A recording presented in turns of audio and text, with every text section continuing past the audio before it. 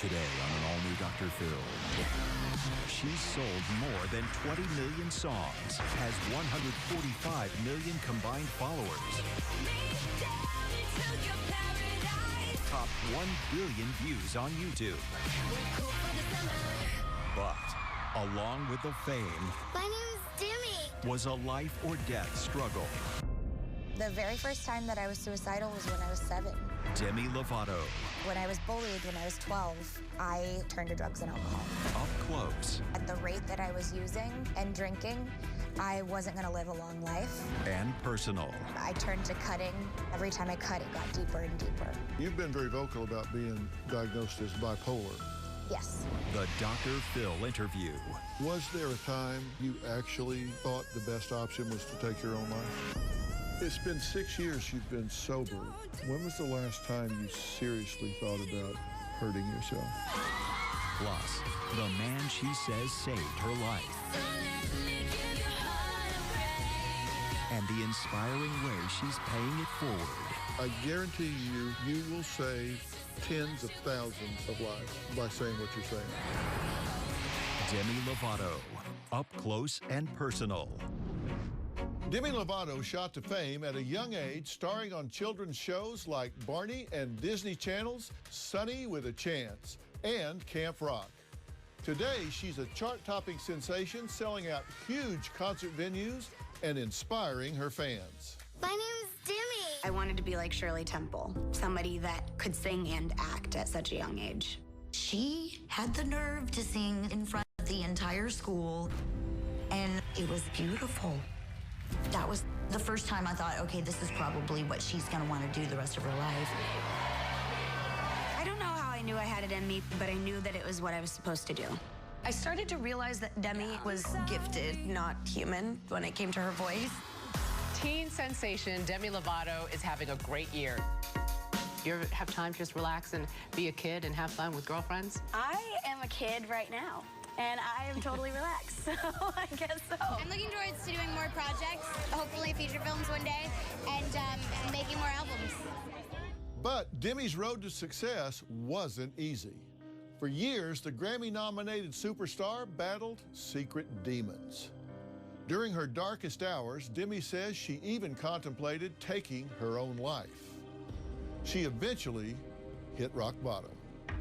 Demi Lovato makes a shocking revelation. She couldn't go more than a half an hour to an hour without having cocaine. Demi Lovato confirms to ET that the 18-year-old has left her concert tour and has checked into a treatment facility to address, quote, emotional and physical issues. Demi was about to go on tour with the Jonas Brothers until she abruptly canceled after freaking out and punching one of her own backup dancers. Demi has decided to take personal responsibility for her actions and seek help. Demi says she credits Mike Bayer, a personal development coach and CEO of Cast Centers, with saving her life. I met Demi Lovato about 7 years ago. She was struggling with a lot of different issues back then. She was hopeless and didn't really have a purpose. What people saw with Demi Lovato on the outside was not at all what was going on the inside. Depression, anxiety, bipolar disorder, she had an eating disorder, she had struggles with staying sober. And so what she did is she made a decision, and we worked together on reducing and eliminating a lot of those issues. Demi says Mike inspired her to live openly and authentically, to share her battle with mental illness in an effort to take the stigma away. After becoming a joint owner of Cast Centers in West Hollywood, California, Demi decided to take it one step further and work with Mike to make her concert tours about more than just the music. After Demi got well, her and I came together and thought, how can we leverage pop culture to do good? And how can we communicate all the stuff that we've learned together?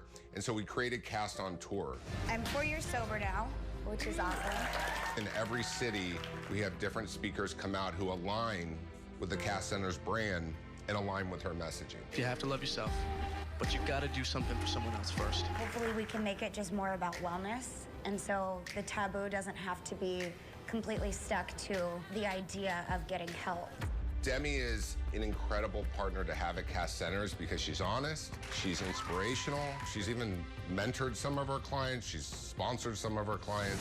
When I look around and I see what we've created, it makes me feel incredible.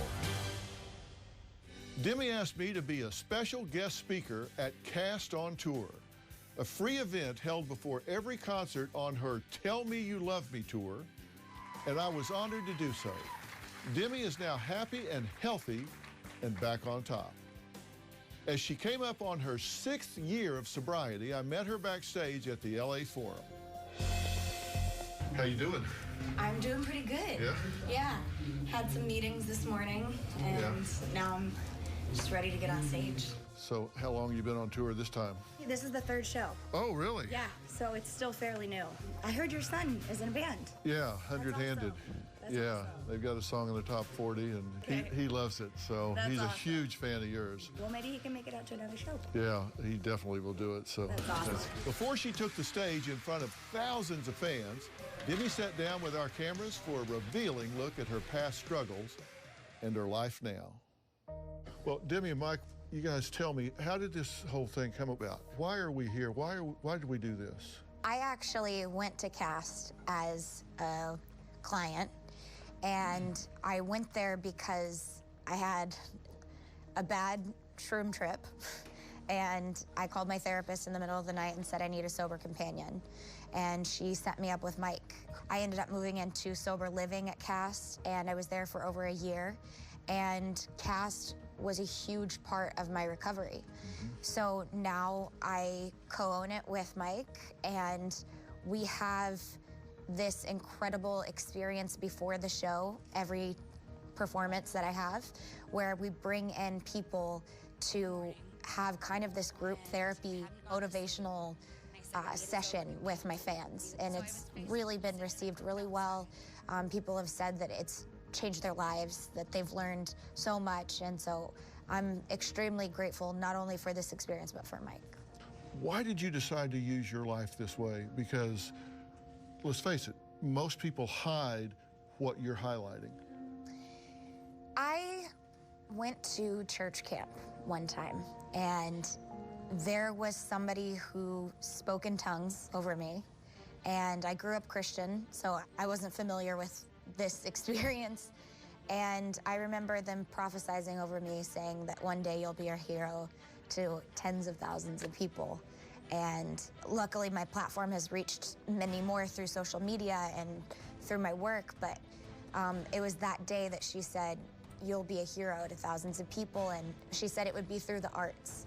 And I knew in that moment that if I ever were to make it as a singer, I kind of made this pact with God that said, God, if you give me the opportunity to live my dreams, I will pay you back, and I will live my life in hopes of helping others. There was a point in time where you took the wrong fork in the road.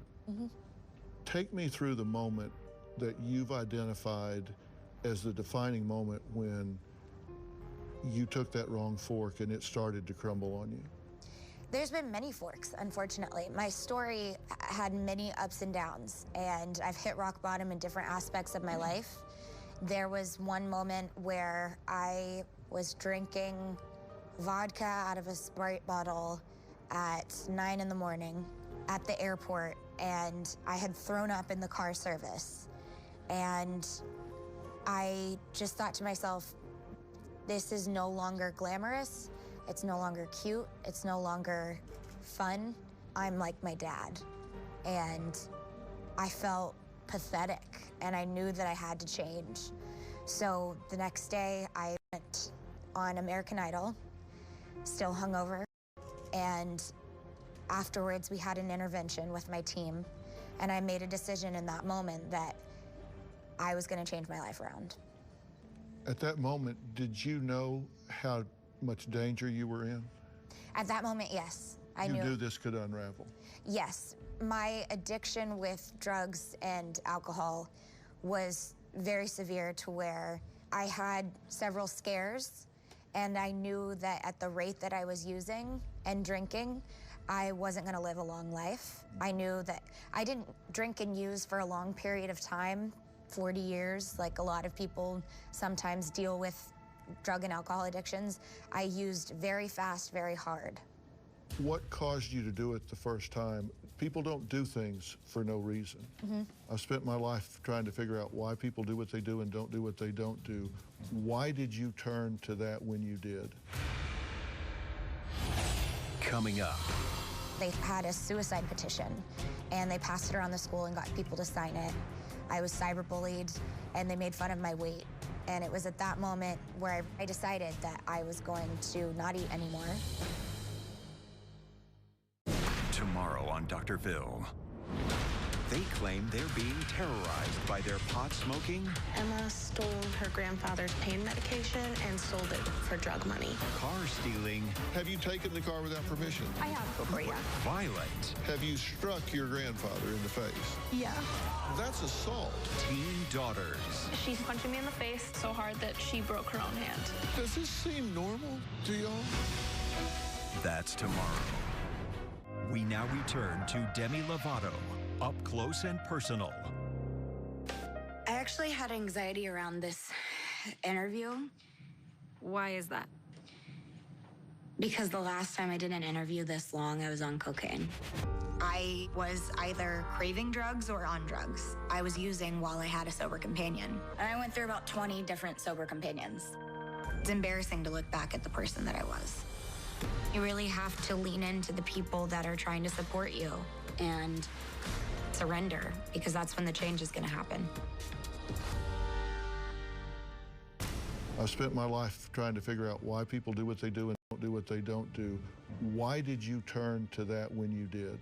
I think it was a plethora of things. I think that it had to do with growing up with an alcoholic father, and my mom also struggled with some things, but my father left my family and chose addiction and alcoholism over me. So I felt this hole and this abandonment that I still feel to this day sometimes.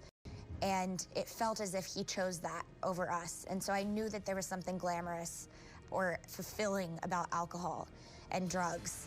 And when I was bullied when I was 12, I was searching for something to numb me out and to fit in. And I turned to alcohol, and that's where I felt relief. When you were 10, you were already on Barney and Friends. I mean, you were already getting famous. What were you being bullied for? A lot of it was because of the work that I was doing. I got made fun of for being on Barney. Wow, you were great, Barney. The thing that really hurt me was that friends turn on me. It was over petty drama that 12-year-olds have in the 7th grade. And the reaction to it was so much more extreme than what was normal. They had a suicide petition, and they passed it around the school and got people to sign it. I was cyberbullied, and they made fun of my weight. And it was at that moment where I decided that I was going to not eat anymore, and I turned to drugs and alcohol. So the roots were way back then. What state was she in when you met her the first time? First time I met Demi was at her house, and her parents were there, and I walked in because she had asked to have a sober companion, which normally clients don't ask for sober companions. Normally it's the parents who really force it. So she had reached out to her therapist had me come over, and she, just empty is the word. When I first met Demi, she was sleeping 16-hour days, canceling. I mean, you canceled most things or tried to push, not inspired by anything, so just a real depressive state. What was she being treated for at the time? At the time she reached out to us, she had been through residential treatment before she came over to me, and she initially was being treated for addiction, drug addiction, alcoholism. The beauty about CAST is that CAST helps with multi-diagnosis. With CAST, I was able to get help not only for my drug addiction and alcoholism, but also for just mental health overall. My eating disorder, I've gotten help through that as well. So it's a dual diagnosis treatment center. We are. You deal with comorbidity. Oh, yeah. Everything at the same time. And you've been very vocal about being diagnosed as bipolar. Yes. Do you think that's an accurate diagnosis? I think it's an accurate diagnosis.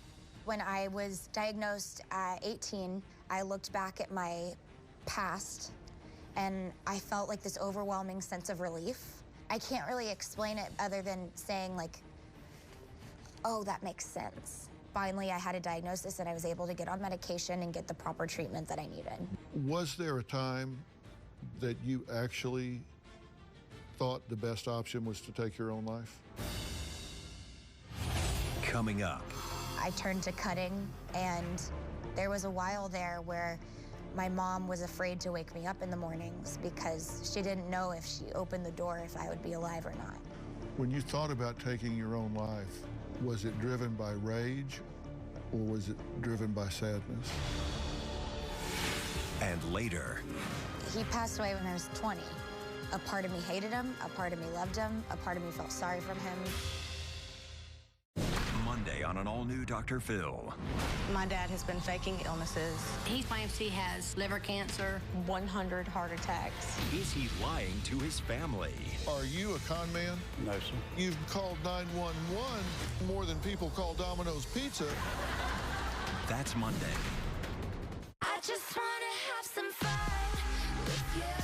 Got my mind on your body and your body on my We now return to Demi Lovato, up close and personal. Mic check. Music gave me a purpose when I was bullied in school. Good? Yeah. It gave me the motivation to prove to everyone that didn't believe in me that I was going to be something someday. Take me down into your paradise. Don't be scared 'cause I'm your body tonight. Just something that we want to try. 'Cause you and I, we're good for the summer. You say you still have times that are difficult and you struggle with now. What are the hard times now like? The hard times now I deal with, I think the everlasting addiction in my life has been food. My eating disorder started when I was very young. That's something that I still work on a daily basis, and it's kind of the last thing to go. I feel like I've conquered my addiction and alcoholism in a way I don't even think about it anymore.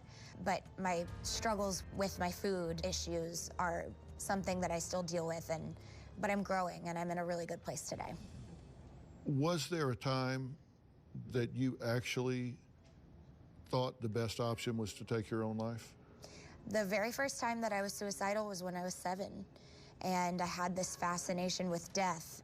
I have experienced things that I've not talked about and that I don't know if I ever will talk about. But at 7, I knew that if I were to take my own life, that the pain would end. And so it's been this thought where it came back when I was bullied. It came back several times when I was struggling with depression, my bipolar disorder. I turned to cutting, and there was a while there where my mom was afraid to wake me up in the mornings because she didn't know if she opened the door if I would be alive or not. And because every time I cut, it got deeper and deeper. When you thought about taking your own life, was it driven by rage or was it driven by sadness? It was driven by sadness. It was loneliness and depression. And I believe that a lot of that had to do with unresolved issues with my birth father that I hadn't dealt with yet.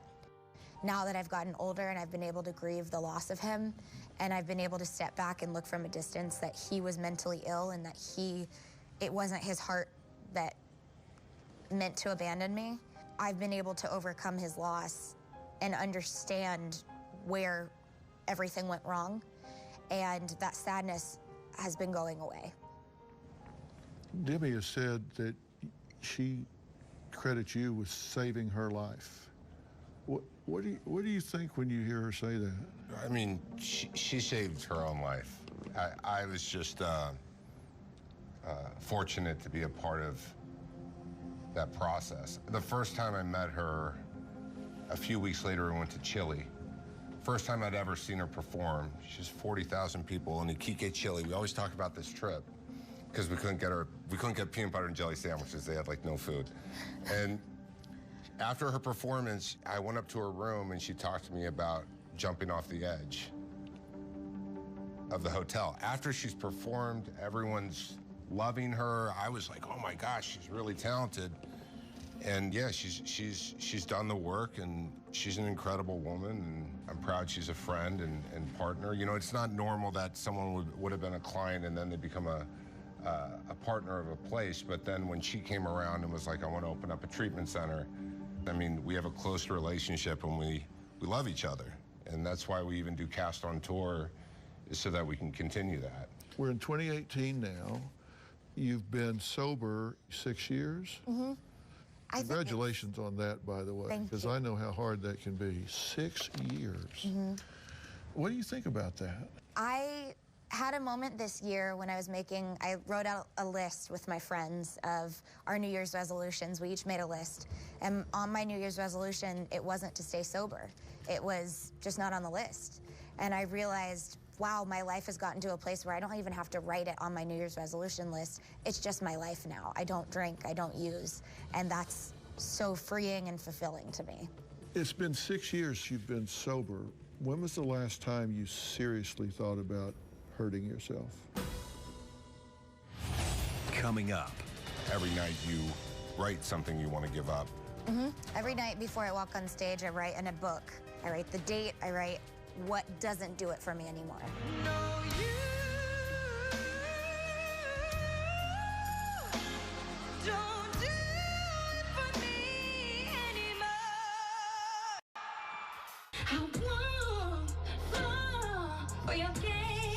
Oops. Let's go again. Okay.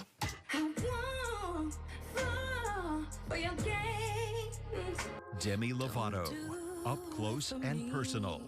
The Dr. Phil interview.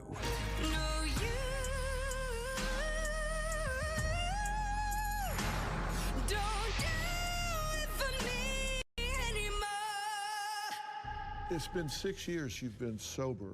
When was the last time you seriously thought about hurting yourself?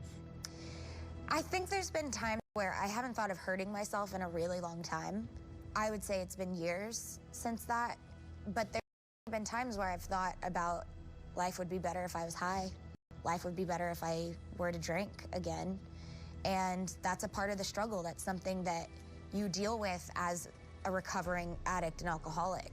You know, you get tempted sometimes, or life throws things at you that you don't feel like you can handle. And you think it would just be better if I could numb out. But those are struggles that I continue to fight. And the more that I fight those, the longer I stay sober, the stronger and more resilient I become.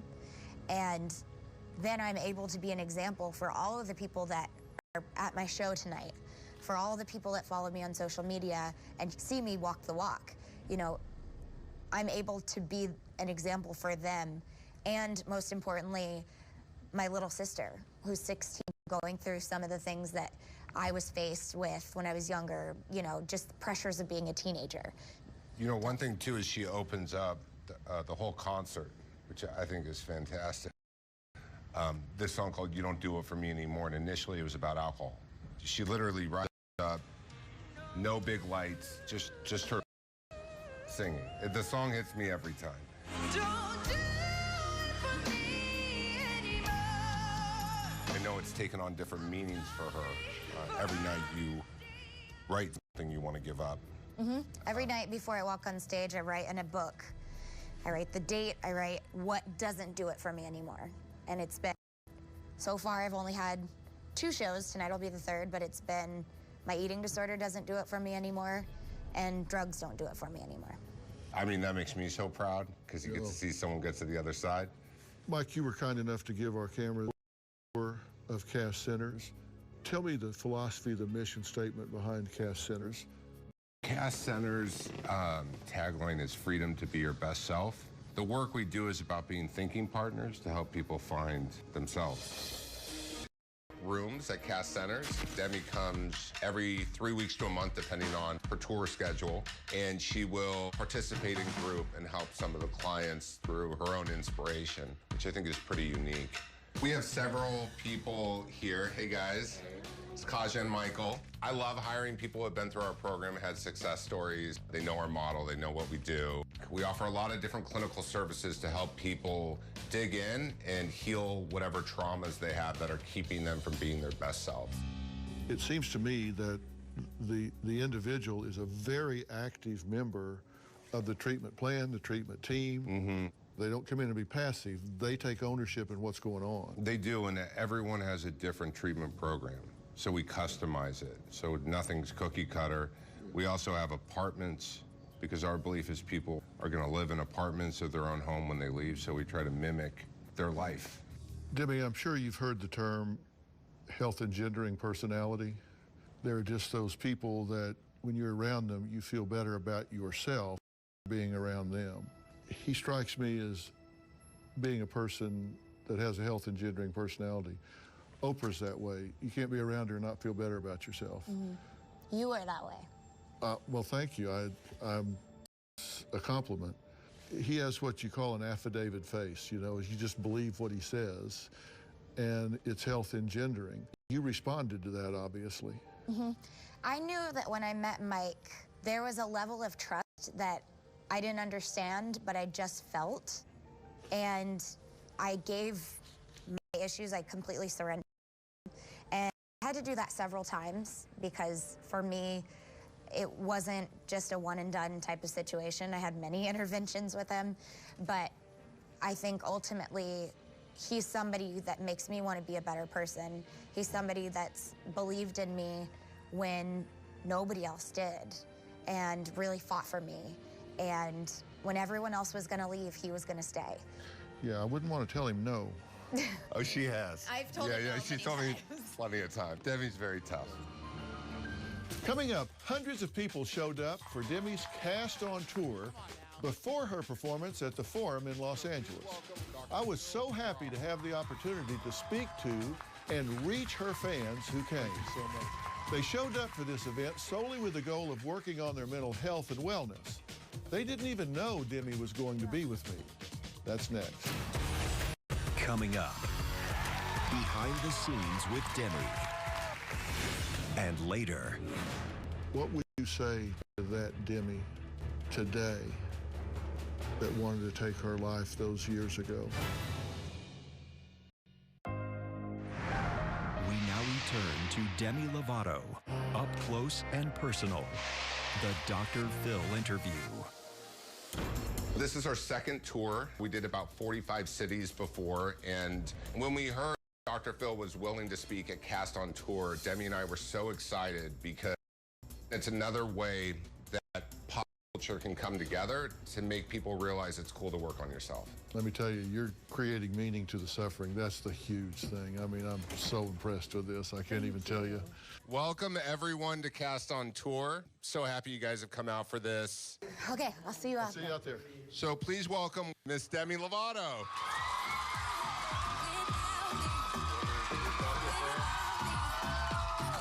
Hello, thank you so much for coming. So please welcome one of America's most well-known trusted mental health professionals, Dr. Phil McGraw.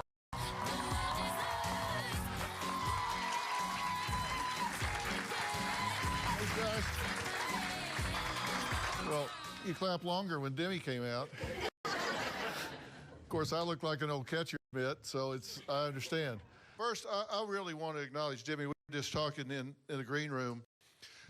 My dad was a psychologist as well, and so I grew up around this. I remember when he was in private practice, people would borrow a car to go to their appointment because they didn't want anyone in town to know that they were going to get help from a psychologist. There was that much stigma. And for someone that is as high profile as Demi, a worldwide icon, to step up and say, yeah, I have some issues and problems that I've had to fight and deal with. I'm not ashamed of it. I'm going to use my life in a way. I'm telling you, that is a game changer, and that is huge, and thank you for doing that. Now, I want to use this time to talk to you guys about some of the things that I think Demi has really grabbed by the horns and made a big issue in her life. You're here at the Forum because you care about something. For me, everything starts with authenticity. I'm going to ask you some questions that I want you to take home with you and ask yourself. Are you doing what you're doing today because it's what you want to do? Or are you doing what you're doing today because it's what you were doing yesterday? We all have a personal truth, what we believe when nobody's looking and nobody's listening. Now, why is that important? Because we generate the results in life we believe we deserve. And here's the mistake that young people make. And I know this because I did it. I was raised by an alcoholic father in a violent home. And when I say alcoholic and violent, I'm talking about you go home and they're kicking the windows out. And that causes you to have a damaged personal truth. And here's the mistake young people make. You compare your personal truth to the kid sitting next to you's social mask. They put their best foot forward. They're all shiny-faced and they look great, and that's their social mask. You compare your personal truth to it. Do you have a damaged personal truth? Because if you do, you'll start self-medicating. If you do, you'll start pulling back and marginalizing from society. You'll start generating second-class grades.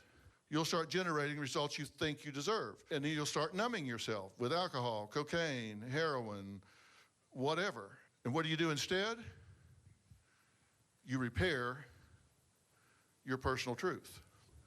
I'm a strong believer that a whole lot of mental illness comes from living an inauthentic life, living somebody else's decision for who you're supposed to be. Thank you very much. Okay? I'll take some questions from the audience. How's that? Growing up as a kid, did you ever suffer with any PTSD or depression? Yes. Not PTSD, but when I was 14, I was homeless because, my dad and I had to move to Kansas City, and he couldn't afford to take the rest of the family. And we got up there and things went really bad, and I was living on the street. And he had gone away. I got bored depressed. Now, I'm from Texas, like Demi here, and you'll relate to this. In Texas, if you've ever started to walk across an asphalt road in August barefoot, you don't know hot. I'm talking about hot where you look out in the backyard and your dog bursts into flames, okay? Now, what are you gonna do? You're either gonna race forward or race back. You're not gonna stand in one place and just melt. Pain is gonna cause you to move. It's gonna cause you to change something.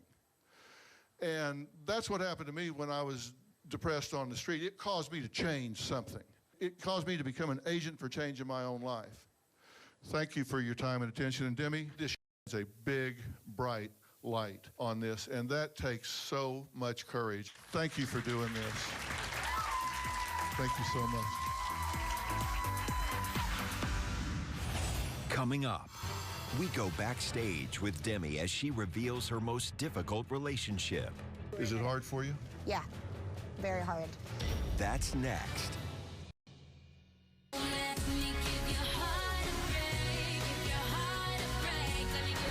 now return to Demi Lovato, up close and personal. He was abusive. He was mean, but he wanted to be a good person. And he wanted to have his family. And when my mom married my stepdad, he still had this huge hurt where he would say, "I'm so glad Eddie's taking care of you and doing the job that I wish I could do." I know you never got the chance to be yourself, to be your best. He knew he wasn't capable of raising a family. And it was because of his mental illness. To know that it wasn't fully his fault really was saddening to me. I wanted to write about it. I wanted to process it, and Lala really helped me do that. She has a song called Father. I know the song. Oh, you do? Oh, you do? Yes, of course I do. I'm a fan. Oh, thank you. Yeah, I'm a fan. Yeah, that song was profound. Thank you. I perform it tonight. Oh, really? And this was the first tour Is that... it hard for you? Yeah, very hard. This is the first tour that I've performed it on. I've only sang it live 3 times, and tonight will be the 4th. Do you get through it okay?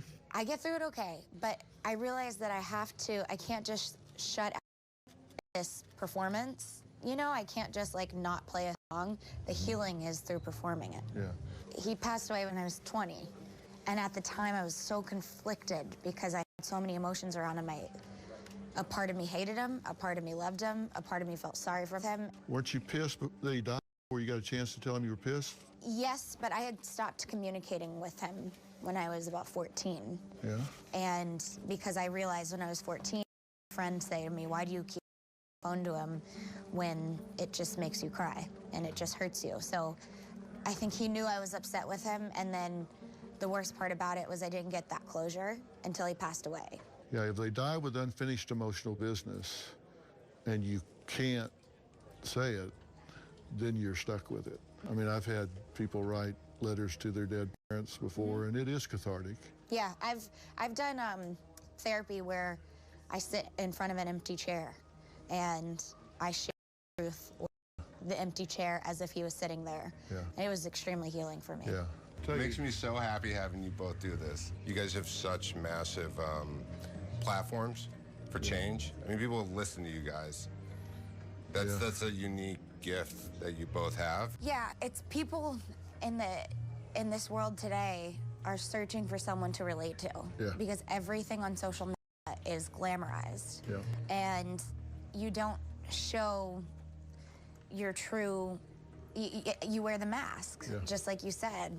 And it's so important for me not to wear that mask because I needed somebody to look up to when I was younger that was real and authentic.